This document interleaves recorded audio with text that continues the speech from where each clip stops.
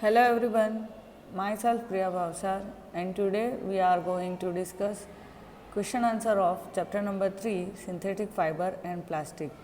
We have already covered chapter number 3.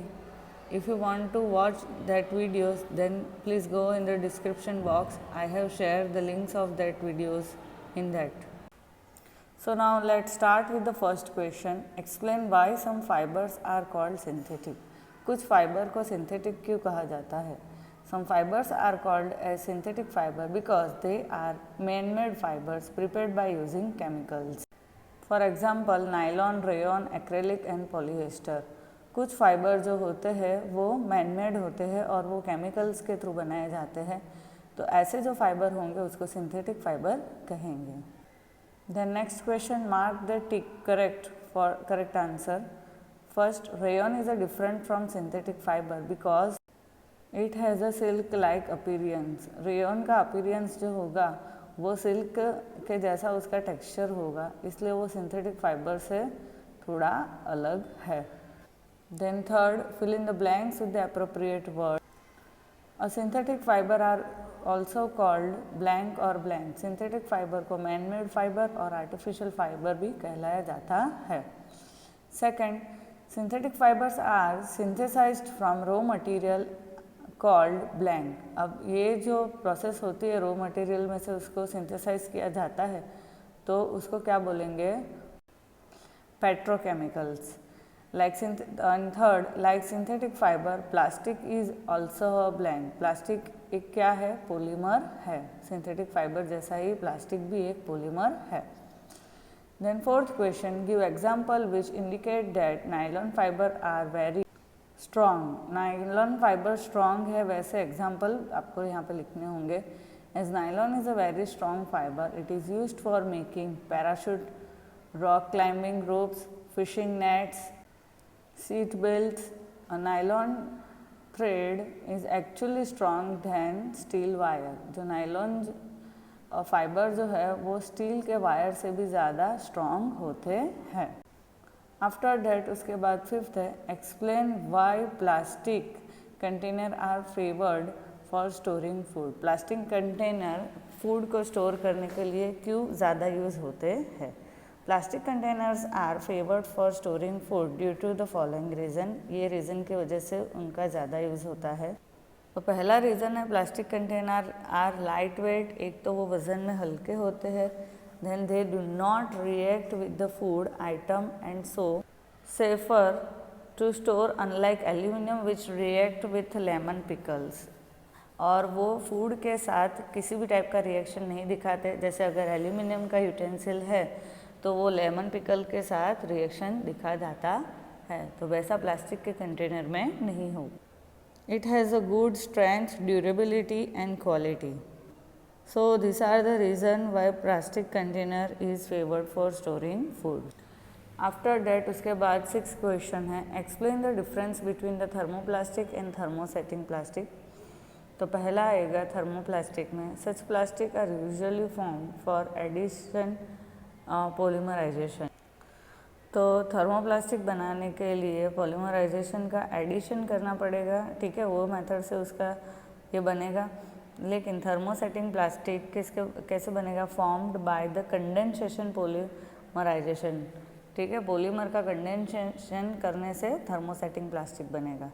Then second difference है, thermoplastic are linear और slightly branch long chain polymers.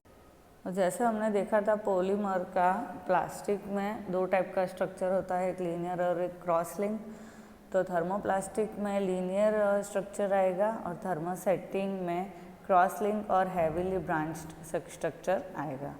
Then third difference है, they can be easily soften और heating and harden on cooling. ठीक है, ये thermoplastic जो होंगे वो इजीली उसको हीट दे के सॉफ्ट कर सकते हैं, यानी उसका साइज शेप चेंज कर सकते हैं. लेकिन थर्मोसेटिंग जो प्लास्टिक है उसको हीटिंग देने के बावजूद वो सॉफ्ट नहीं होगा.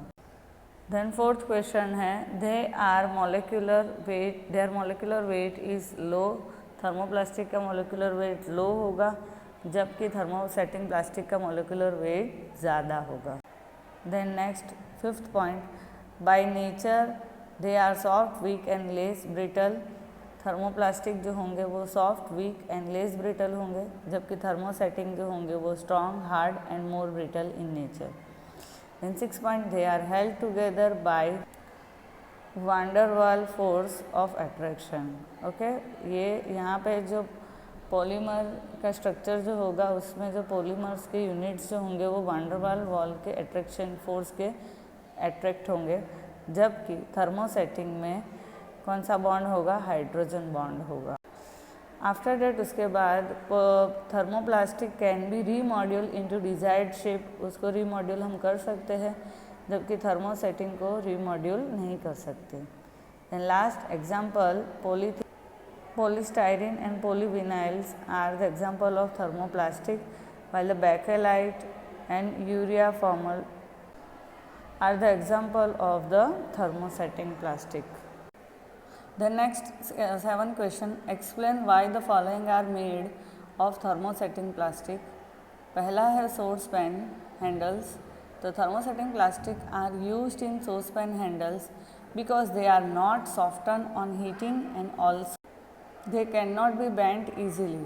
थर्मोसेटिंग प्लास्टिक जो है उसकी कैरेक्टरिस्टिक जैसे कि हमको पता है वैसे कि उसको गर्मी लगने के बावजूद वो सॉफ्ट नहीं होता है और बैंड भी नहीं होता है, इसलिए सॉस पैन के हैंडल में उसका यूज़ होता है।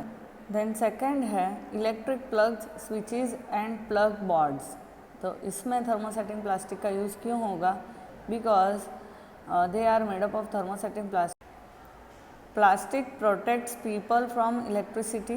Plastic is an electrical insulator. ये जो प्लास्टिक है वो इलेक्ट्रिकल इंसुलेटर है, इसमें से करंट पास नहीं होगा, इसलिए ये स्विच बोर्ड बनाने के लिए यूज़ होगा और वो इजीली अवेलेबल और सस्ता भी रहता है।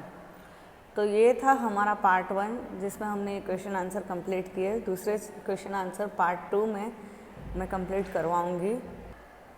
अगर आपको इस टाइप के कोई भी वीडियोस चाहिए किसी भी चैप्टर रिलेटेड या फिर किसी भी subject related, then please comment box में आप मुझे मैसेज कर सकते हो। Thank you for watching this video.